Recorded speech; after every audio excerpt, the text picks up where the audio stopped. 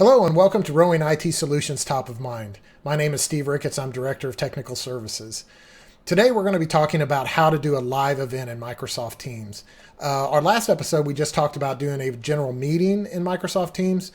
We're going to take that a step further this time and use the built-in functionality of Teams to do a live event. This live event can be to people in your organization internally, or it can also be set up as a public event, and that's what we're going to do. This is a great way to reach out to your clients and customers, especially in today's climate where most of us are working remotely. So without further ado, I'm going to jump right into a Microsoft Teams video or a screen and demo this setting up a live event. So here you see my Microsoft Teams regular calendar view, pretty standard. In order to start a live event, we're going to go right up here to the right-hand side in the top corner, select Live Event. This gives us our new live event screen that we can set up and we'll be able to set up just like you do a Microsoft Teams meeting. So we're just going to call this is my live event. I know, really original there. Location, we're going to say this is virtual. Time, you can set your time anytime now or into the future. And then we can put a little information about our event. And we're just going to say, here is info about the event. Over here, you can actually add people to be fellow presenters in your public or in your live event. And you can add them in as a producer or as a presenter. So here's where we've got permissions on who's going to be able to attend this live event. We can either select people in groups, and this is tied to your Active Directory. You can also choose organizational wide, which means anyone in your organization is able to attend, but they do have to sign in with their Office 365 credentials. Or you can set it up as a public event, which means anyone can attend and all they need is a link, which I'll show you how to provide later.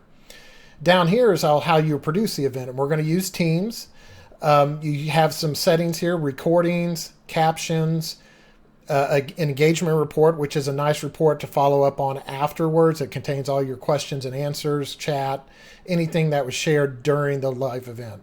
We're also going to check that box to make sure we have a Q&A section where we can have questions asked, and all of those will be logged during the live event. You can also put down here a support URL if you have specific instructions for this event. So once we have those things set, we're going to go ahead and say we're going to schedule it. And this is going to take us to the next screen, which is basically saying, okay, your live event's ready.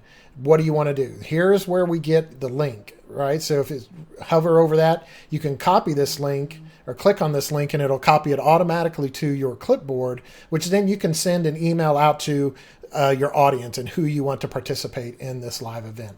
Shows you who it is, organizer is, gives you the option to join. And then here is if you have additional presenters, this is the information that you'll want to copy and send to those individuals that are joining you, being producers or presenters. So we're going to go ahead and join this event.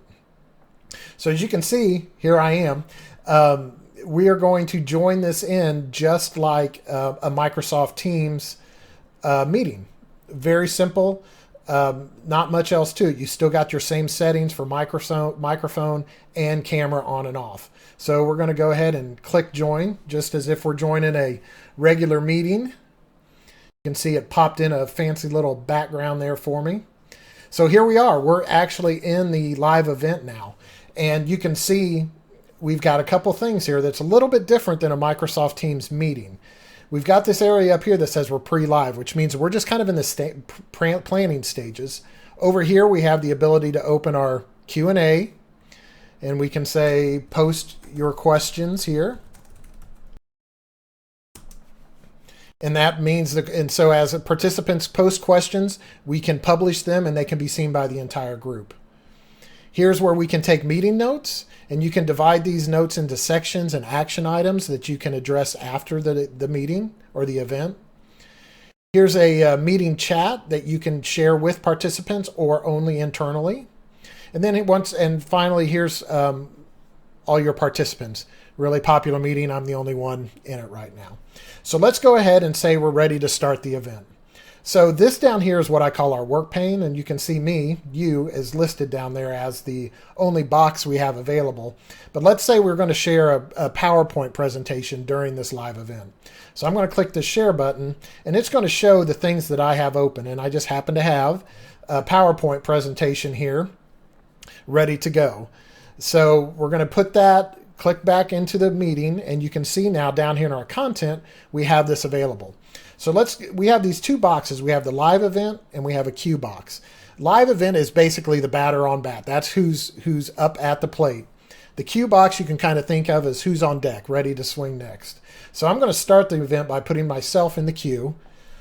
And then I'm going to say send live, which means I'm going to send this live over to the live event. So if I send live, now we are in the live, and I can go ahead and queue up my presentation that I have. That I want to show during this live event. So when we're all ready and geared up, we can hit the start button, which means we're going to start the live event. It says, yeah, do you want to do this now that, even though we scheduled it for later in the day? And then when we do that, you're going to notice the box turns red and this goes live. Now I've got my microphone muted just because I'm talking through another mic here for the purpose of this recording. So I'm going to go ahead and dismiss this. But at this point, your event is live.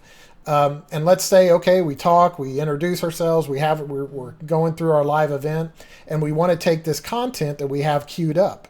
So let's go ahead and take this and send live. So now you see that PowerPoint presentation that we had in the queue box is now moved over to the live event, which means that that's what the audience is seeing. Once we're done presenting and we want to bring ourselves back into the live event, we click ourselves into the queue, and then we're back in the other event, or in the live event.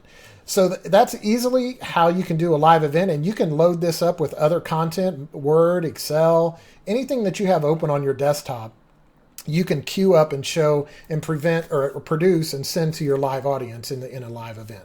So once you're done, you click the end this live event. The event is ended. It shows it up here.